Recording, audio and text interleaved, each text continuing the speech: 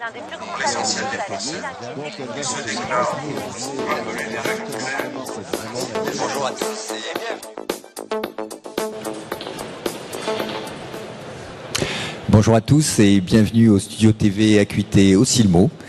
Dans cette émission, nous allons parler innovation et comment mettre de la valeur ajoutée dans vos ventes. Alors, on le sait, tous les consommateurs ne sont pas forcément prêts à acheter des produits à valeur ajoutée, notamment dans cette période où chacun est obligé de faire un minimum d'arbitrage. Alors, je pense notamment aux chasseurs de prix. Selon l'observatoire bien vu Galiléo, on a les chasseurs de prix qui, eux, sont fortement sensibles au prix. La slide est à l'écran, donc ils sont 38% des consommateurs. Je pense que c'est difficile de les séduire, mais néanmoins, parmi ces chasseurs de prix, on a des passionnés. On va prendre un exemple, c'est le cycliste amateur du week-end qui achète un vélo à 3000 €. Eh bien, même si c'est un chasseur de prix pour ses lunettes, il sera aussi tout à fait capable d'entendre et d'accepter de payer une lunette destinée à son loisir, à son sport, et à la payer 300 €. Donc, notre deuxième profil est le pragmatique. Lui, le pragmatique, il est, comme son nom l'indique, plus attaché à la notion de proximité et de service. Ils sont 11%, donc parmi ceux-là, on peut en récupérer. Il y a ensuite le fan de lunettes. Alors, le fan de lunettes, lui, c'est celui qui est attaché au produit, qui est à l'offre monture, sensible à la technicité, au verre proposé. Et ils sont peu sensibles au prix. Peu sensible aux facilités administratives de remboursement au niveau du tiers payant. Donc c'est vraiment une cible privilégiée à qui on peut véritablement proposer de la valeur ajoutée. Et enfin, il y a les relationnels, 30% des consommateurs qui, eux, sont des clients qui sont fidèles, attachés à leur opticien, à sa prestation, à l'équipe, à l'environnement, au conseil. Donc là aussi, une clientèle qui est prête à investir à partir du moment où on s'occupe d'eux, on va chercher leurs attentes et leur proposer des solutions. Donc ceux-là sont 30%. On a véritablement donc 51% quand même des porteurs, 51% de la clientèle qui sont prêts à dépenser plus, à mettre de la valeur ajoutée si on leur propose, si on leur apporte des solutions. Donc pour leur proposer de la valeur ajoutée, tout ça c'est aussi de l'innovation, l'innovation apportée par les fabricants. Nous sommes au Silmo et chaque année voit apparaître son lot d'innovation. Et pour parler de l'ensemble de ces produits, j'ai le plaisir d'accueillir sur cette émission Frédéric Lefranc. Bonjour. Bonjour. Frédéric, vous travaillez pour la société PPG, vous êtes directeur commercial. Laurent Dosville, directeur commercial Europe Transition Opticale. Bonjour. Bienvenue. Éric Lefort, directeur général Marchand France. Bonjour Éric. Et également Éric Tonnerre, donc directeur formation continue ICO, qui lui interviendra sur la formation nécessaire pour pouvoir proposer ces produits, pour pouvoir aller à la recherche de ce qu'attend notre consommateur. Donc on va démarrer par Frédéric, qui vous êtes un peu en amont de la chaîne, puisque vous proposez des matériaux, donc vous avez ensuite des transformateurs pour arriver jusqu'au consommateur. D'abord, expliquez-nous qui est PPG. Merci beaucoup. PPG, nous sommes un groupe américain et en fait c'est notre société qui a introduit les matériaux organiques dans l'industrie optique suite à des développements qui avaient été effectués pour la guerre 39-45 dans le cadre de l'effort de guerre.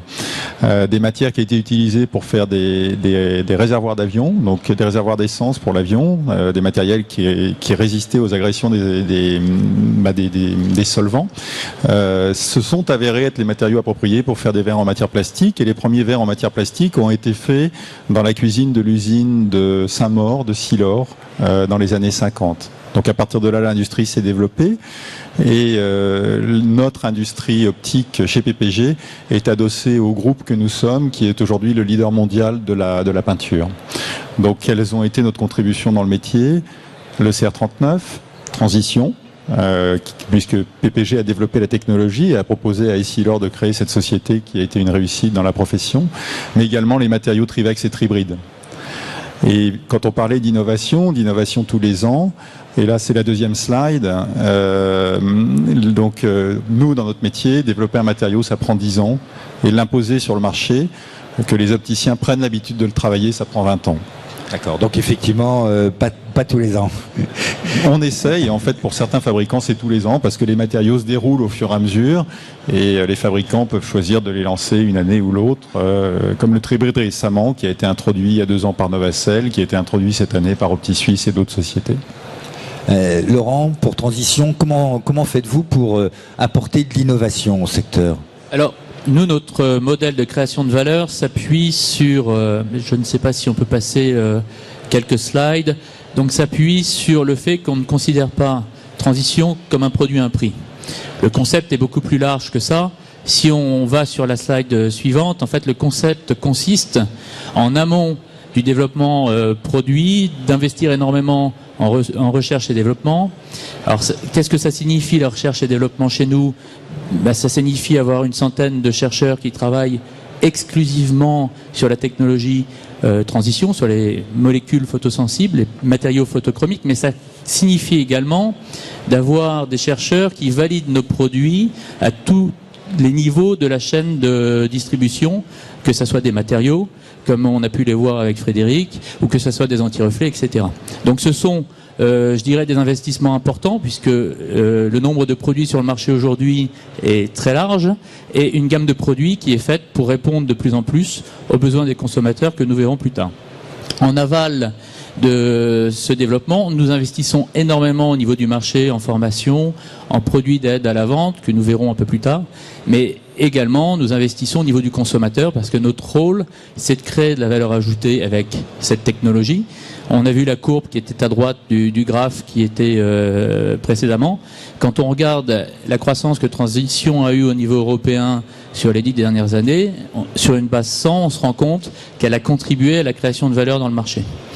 Ensuite, ce développement-là, bien sûr, s'appuie, bien entendu, sur des concepts de développement et de R&D. Notamment, nous avons le Life 360. J'ai aperçu, voilà.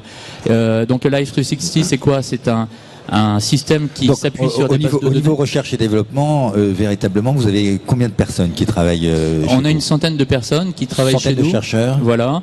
On a donc plus d'une centaine de molécules, plus d'une centaine de brevets et plus de 3000 molécules développées et brevetées qui permettent de composer des produits photochromiques. D'accord. Un pourcentage par rapport aux chiffres que vous réalisez? Est-ce que c'est un budget qui est vraiment important? C'est un budget significatif. Et je dirais que la preuve en est, c'est d'avoir une centaine de personnes qui soient axées sur ces développements-là.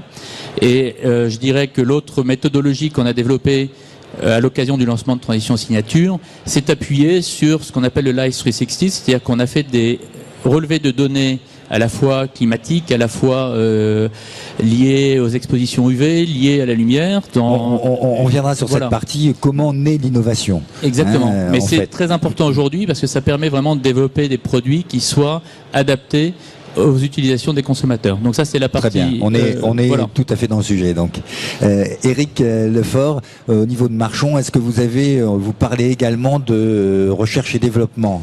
Alors, déjà Marchon, nous sommes le troisième fabricant de lunettes au monde. Nous sommes une société américaine aussi, donc comme mes deux prédécesseurs. Et nous ne parlons pas réellement de recherche et développement, mais je dirais plutôt de recherche et de design. R&D. R&D, voilà. Dans notre métier, il est important d'associer au design la recherche et d'essayer de s'accaparer des nouvelles technologies.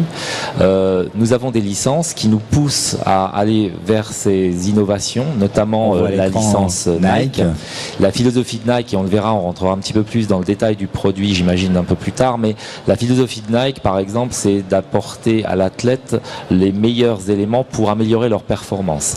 Et l'association de Marchon et de Nike, au départ, naît de la volonté de donner à l'athlète un outil pour mieux voir durant sa phase de jeu. En tennis, c'est toute l'action œil-balle, par exemple, qu'il faudra maîtriser. Et donc là-dessus, on a été poussé par Nike à inventer, à innover. C'est eux qui, dans leur cuisine de design à Beaverton dans l'Oregon nous pousse à développer des produits lunetiers qui vont satisfaire les besoins de l'athlète. Donc on est sur la fonctionnalité. Totalement sur Déjà. la fonctionnalité, Hein. exactement. Alors, Frédéric, comment naît un produit? Vous nous avez parlé de 20 ans pour la sortie d'un produit, 20 ans pour sa commercialisation. Comment naît un produit? Votre dernier produit, c'est le NXT? Notre dernier produit en termes de matériaux, c'est le Tribrid. Mais pour rebondir sur l'exemple de Nike que je trouve très intéressant, tel qu'il a été développé par Eric, la situation de l'athlète. L'athlète, il aura besoin de quoi? Il aura besoin de voir précisément pour pouvoir réagir vite. Il aura besoin, en fonction des sports, d'un matériau solide. Il aura besoin que son œil soit protégé de la lumière. Et c'est là qu'on voit les différentes fonctionnalités du produit. Et nous, fabricants de matériaux, nous allons développer des molécules qui vont permettre de faire des verres qui offriront un bon contraste, un nombre d'AB élevé, un bon contraste, qui seront légers, qui ne casseront pas. Et ça, c'est la matière NXT, par exemple, qui est connue par les lunetiers et fabricants de verres de sport. C'est le matériau Trivex, qui est le matériau le plus adapté aujourd'hui à une activité sportive, parce que c'est un matériau qui présente le meilleur compromis, légèreté, clarté, résistance. Donc c'est directement lié à vos implications, quoi, et à vos besoins. Donc là encore, on part des besoins. Absolument. Des besoins, notamment, si j'ai bien compris, confort, esthétique, vision. Hein, et ce qui me fait rebondir sur Laurent, vous, au niveau de transition, c'est la lumière qui doit jouer un rôle important, c'est notamment cette vision aussi qui doit être la meilleure possible, même avec une utilisation teintée du verre. Oui, tout à fait. C'est-à-dire que on considère aujourd'hui notre mission et notre fonction liée à la fonctionnalité du produit. Le verre photochromique, c'est un produit qui éclaire à l'intérieur, qui s'assombrit à l'extérieur, donc c'est la fonctionnalité qu'achète le consommateur. Et notre objectif par rapport à cette fonctionnalité, c'est vraiment d'apporter la solution qui va lui permettre de maîtriser la lumière en fonction de son environnement, mais aussi en fonction de ses activités. Je dirais que c'est ce qui est important aujourd'hui, c'est que ce que recherche le consommateur, ce que mes prédécesseurs ont déjà décrit, c'est qu'il y a une recherche de confort, mais également de performance visuelle. Ensuite, il y a un besoin en matière de perception, de contraste et également de vision des couleurs. Et enfin, la protection est un élément essentiel aujourd'hui. Et je dirais que c'est ce qui fait qu'aujourd'hui, nous avons des produits différents dans notre gamme qui vont permettre de répondre différemment aux différents besoins du consommateur. Et en réponse à mes deux, on va dire, collègues ici présents, ça va nous permettre d'apporter des produits innovants, mais pas seulement innovants dans une des catégories de produits, mais innovants tout autour de la chaîne de fabrication et de distribution. C'est ça qui est intéressant aujourd'hui, c'est que tout le monde est très impliqué les uns avec les autres pour arriver à créer des innovations majeures.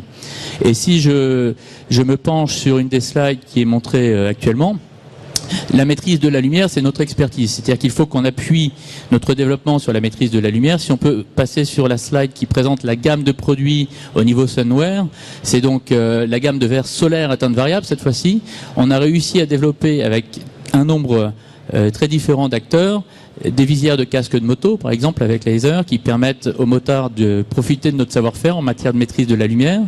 On a développé des produits spécifiques à la conduite, mais également des équipements solaires qui présentent des développements spécifiques par rapport à l'utilisation. Et c'est là qu'en matière de valeur ajoutée, ça va être intéressant parce que l'opticien va pouvoir proposer les produits non plus seulement en fonction de je propose un produit à un prix, mais je propose un produit unique par rapport à l'utilisation que vous allez en faire. Et je pense qu'Eric pourra en parler mieux que moi d'ailleurs pour toute la partie Nike Transition. Nous avons eu le plaisir et la chance de développer ensemble parce que ça donne une fonctionnalité supplémentaire, je dirais, à recommander en point de vue. Alors racontez-nous, Eric, ce partenariat, ce travail de collaboration que vous avez mis en place avec Transition. Pourquoi ? Comment est-ce venu ? Tout part, comme on le disait tout à l'heure, de l'observation et du besoin du consommateur. En l'occurrence, dans ce cas-là, c'est le sportif de haut niveau. Le sportif qui a des besoins particuliers par rapport à ses phases d'entraînement ou à ses phases de compétition. Donc on observe ces éléments-là qui nous sont rapportés par Nike et l'idée, c'est de trouver un outil, un moyen de dire comment en phase de modification lumineuse, on va pouvoir apporter le confort visuel, la performance visuelle à l'athlète. Et donc, on recherche des partenaires.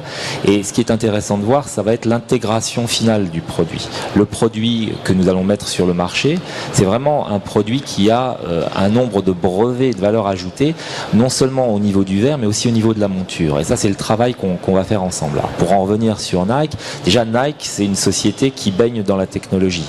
Elle a été créée en 1972 autour d'amener un meilleur confort au niveau de la course à pied. C'est les fameuses licences Nike Air. Et on a essayé d'évoluer là-dessus. La slide suivante va nous montrer les évolutions.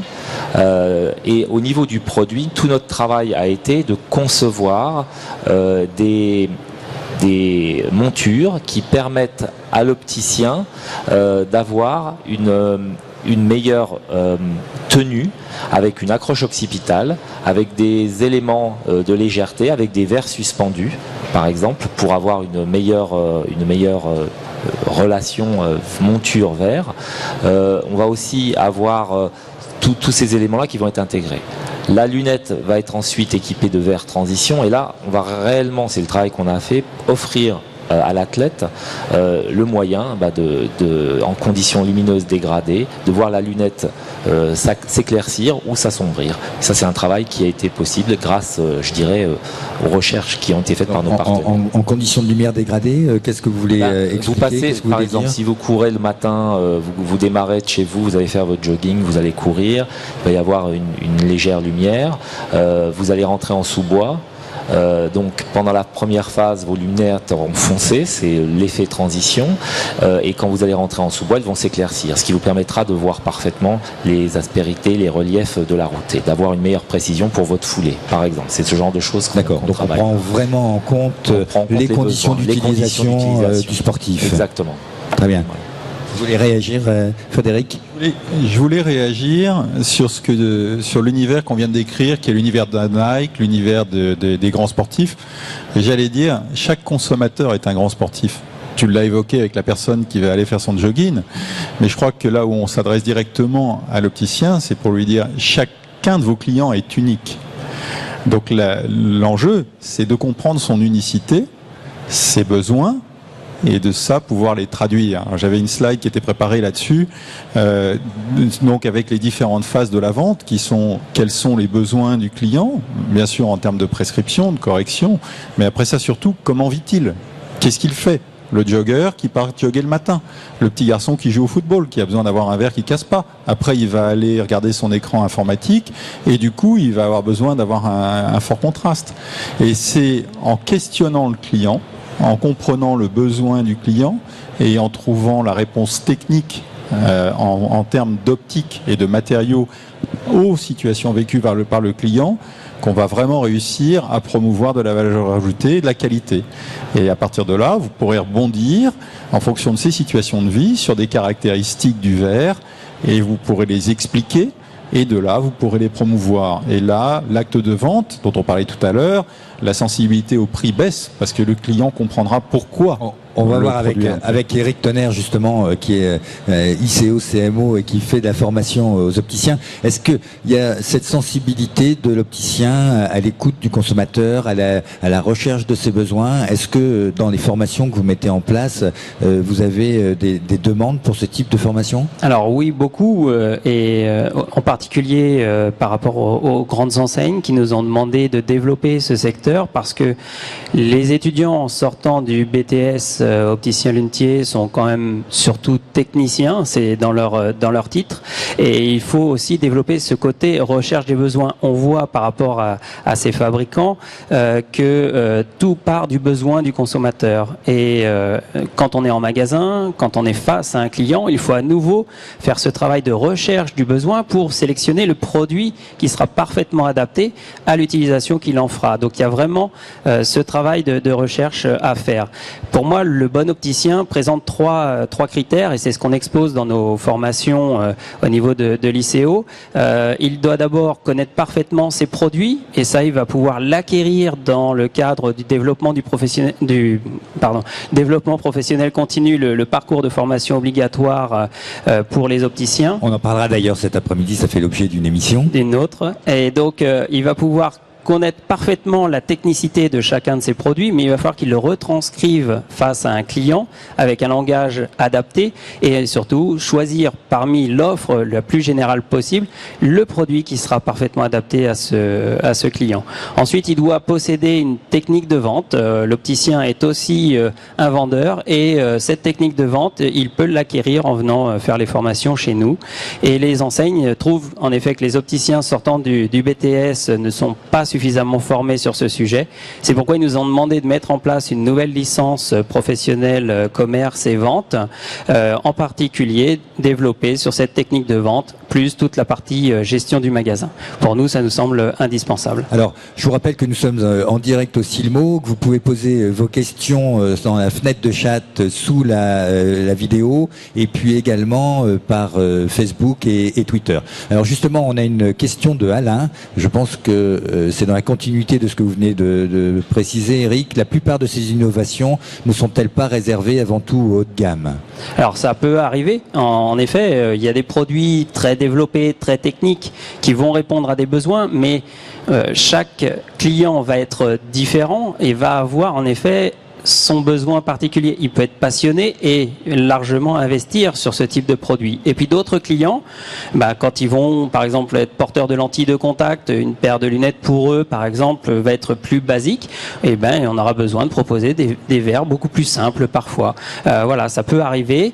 En tout cas, il faut connaître l'ensemble de l'offre qui est mise à disposition. C'est qu'en connaissant parfaitement tous ces produits, tout ce qui existe sur le marché, qu'on pourra sélectionner le produit le plus adapté, qui soit de haut de gamme ou d'entrée de gamme éventuellement pour les clients. Je vois que tous nos interlocuteurs opinent de la tête.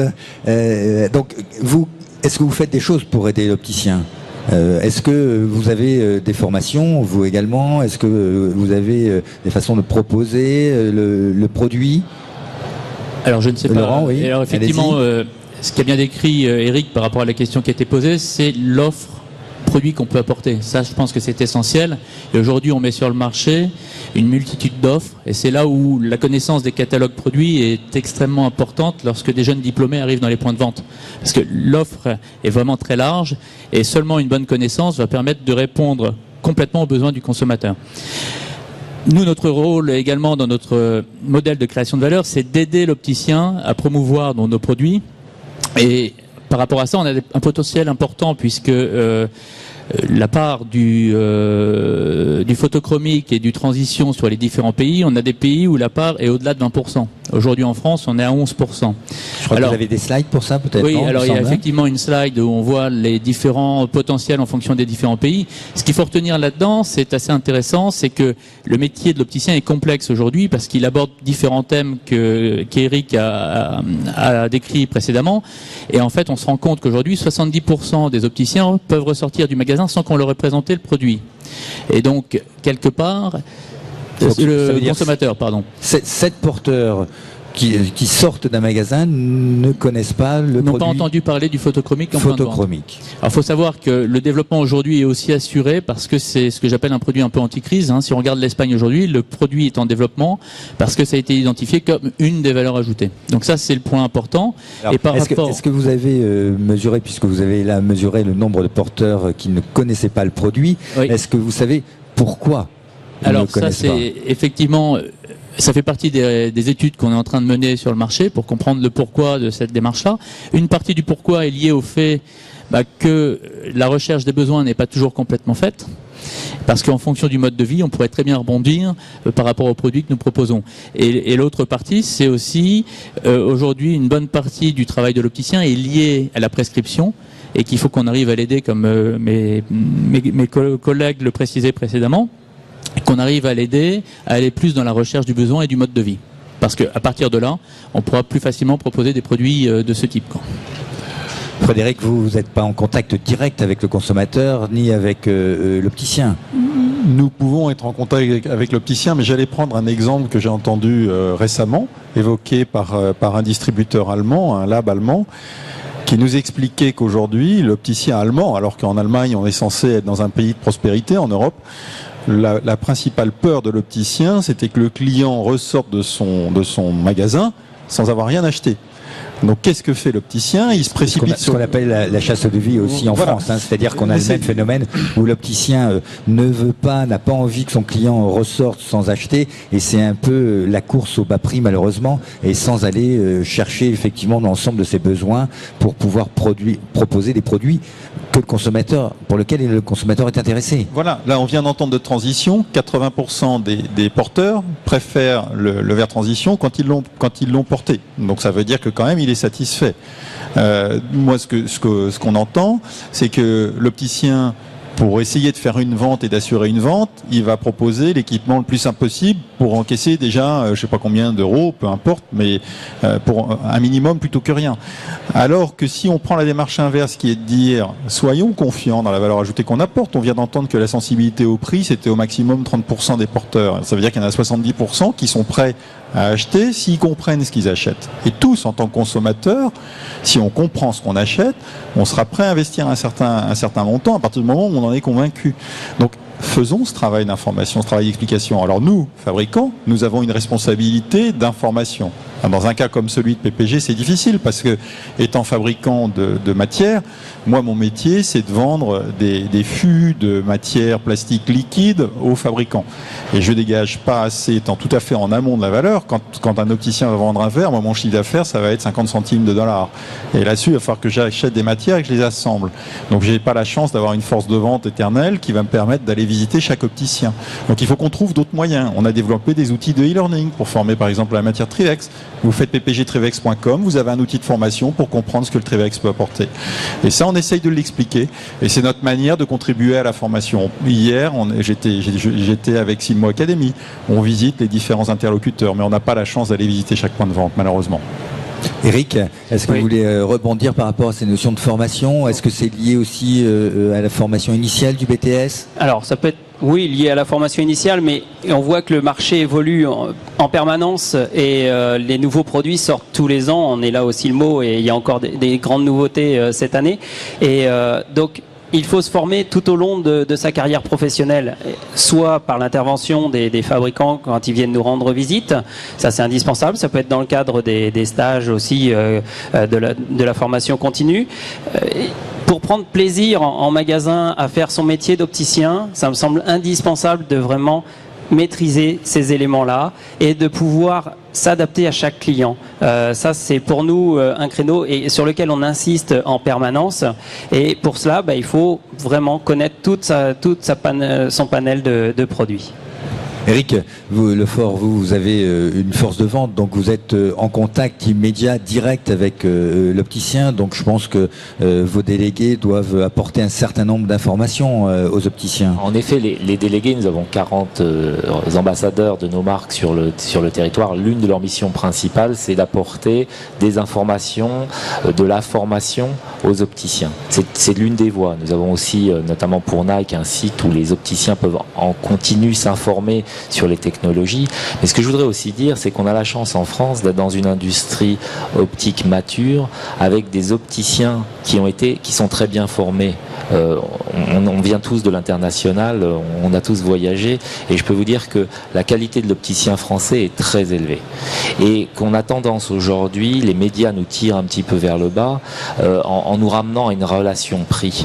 Mais la réalité, c'est que les opticiens, dès l'école, apprennent des gestes techniques, apprennent à comprendre les technologies, sont eux-mêmes souvent issus de filières scientifiques. Donc on a un ferment, si vous voulez, de richesse intellectuelle sur lequel il faut capitaliser. Et se limiter à mesurer la valeur uniquement par le prix, ça c'est un message pour l'ensemble de la filière, serait une erreur. Et je crois que les industriels qui investissent massivement, que ce soit au niveau donc des matériaux de base, que ce soit au niveau des matériaux transformés, des surfaces, des techniques de surfaçage ou des films particuliers, que ce soit au niveau des lunetiers qui investissent. Il y a beaucoup de lunetiers aujourd'hui qui inventent des nouvelles façons de faire la lunette. Je crois que ça c'est la richesse de l'industrie en général et qu'on a un petit peu tendance aujourd'hui à oublier ce concept-là et que c'est notre travail à nous, les industriels, mais aussi à nos amis opticiens de se réunir et de faire et de valoriser notre métier. Je crois que quand on passe quelques minutes avec un consommateur final qui vient nous demander un devis, à lui dire, à lui expliquer, à l'éduquer sur cette réalité les brevets que des sociétés comme Essilor, que des sociétés comme PPG, que des sociétés comme Transition ou Nike ont investi depuis des années, quand on passe quelques instants à l'expliquer, il le comprend. Aujourd'hui, plus un consommateur ne veut rouler dans une voiture sans ABS, plus un consommateur ne veut rouler dans une voiture sans air climatisé. Je crois qu'on a un effort, toute la filière a un effort à faire pour arrêter ce débat stérile au niveau du prix et de dire qu'il y a trop de marge dans l'industrie. Il y aura besoin de marge si on veut amener un jour à tout le monde des produits de haute qualité. À Marisol Touraine, là. Je suis pas trop dans la politique, mais voilà, je crois que ça c'est vraiment important. Et nos opticiens doivent avoir la fierté de ce métier. Et ils ont des industriels derrière eux pour les aider à comprendre ce qu'ils doivent faire dans leur pratique quotidienne. Alors, on va peut-être rebondir sur la question de Paul. Eric, je suis indépendant, j'ai déjà du mal à joindre les deux bouts en bossant 60 heures par semaine. Qui paye la formation et qui compense mes pertes pendant que je me forme? Alors là, c'est peut-être Eric Tonnerre. Alors, les formations peuvent être prises en charge par le Forco ou par la GFIS. Il y a des organismes qui financent la formation continue pour les professionnels. Donc là, il n'y a pas de perte pour l'opticien. Nous, on essaye d'adapter nos tarifs justement pour qu'ils soient en corrélation aussi avec ce qui peut être remboursé. La paracharge, c'est un peu comme le tiers payant. Ça fonctionne de la même façon. La paracharge pour l'opticien reste minime. Et ensuite, bon, c'est sûr qu'il va falloir un petit peu se déplacer aussi. Ça dépend des sujets de formation. Il y en a certaines qui peuvent passer par e-learning, comme l'a signalé Frédéric tout à l'heure. D'autres où on a besoin de pratiquer un minimum, mais là on a besoin d'un petit peu de temps. Il y a des formations qui peuvent se dérouler aussi sur le magasin, sur le point de vente. On peut organiser des formations sur place, se déplacer également. Voilà, donc il y a, je pense, pas mal de solutions qui peuvent être évoquées pour justement continuer à se former tout au long de sa carrière professionnelle. Transition, vous également, vous avez des cursus de formation également via Internet. Oui, tout à fait. Alors c'est vrai que c'est un vrai sujet. Alors nous, notre approche, on essaie d'aider au mieux possible l'opticien dans sa démarche. C'est pour ça qu'on sollicite beaucoup les nouvelles technologies comme le e-learning, mais on est également en train de tester ce qu'on appelle le webinar. Donc ça signifie quoi? Ça signifie prendre rendez-vous avec nos formateurs et se faire former grâce aux technologies Internet. Donc ça, c'est un programme qui va être développé pour l'année 2014 sur la France. Et également, l'autre partie qu'on essaie de mettre en œuvre, c'est d'exposer la marque au consommateur pour lui permettre en magasin d'avoir une facilité à recommander le produit. Et je dirais que c'est là aussi notre rôle d'acteur du marché en matière de création de valeur ajoutée. C'est vrai que c'est important pour nous de faire connaître la technologie et qu'on sait que l'opticien a un timing réduit dans son offre. On l'a vu tout à l'heure par rapport à l'aspect prix, il y a une pression aujourd'hui qui l'oriente vers une vente différente. Nous, ce qu'on aimerait lui dire, c'est de dire effectivement, il faut être un peu créatif et essayer de créer des packages de valeur ajoutée et plus forcément travailler comme on a pu le faire dans le passé en proposant une valeur ajoutée après l'autre, parce qu'en final le consommateur aujourd'hui va buter sur des valeurs ajoutées, alors que si on arrive à lui proposer un package un petit peu complet et qui répond à ses besoins, d'où l'idée du produit avec Nike. Alors, notamment, c'est une réponse. C'est une des réponses, tout à fait. Et on peut aussi le faire vers d'autres typologies de produits, avec des anti-reflets, avec des matériaux, et apporter une offre complète en disant, vous qui pratiquez le foot, vous qui pratiquez le VTT, vous qui pratiquez ceci, vous pouvez apporter un produit qui va répondre complètement aux besoins du consommateur, et du fait de l'apporter complètement packagé, avec une offre prix simple, unique, il n'y aura pas cette résistance à, on va dire, à l'empilage de valeur ajoutée, quoi, qui est aujourd'hui un petit peu aussi un frein, on va dire, dans le marché.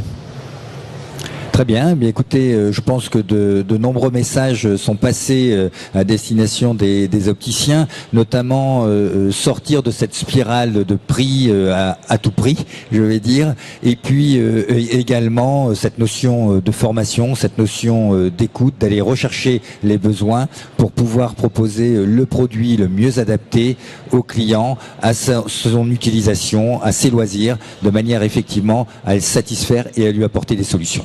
Donc je vous remercie à tous de votre fidélité et on vous retrouve à 14h30 pour parler du DPC, le développement de la formation continue, dès 14h30 sur Acuité TV. À tout à l'heure.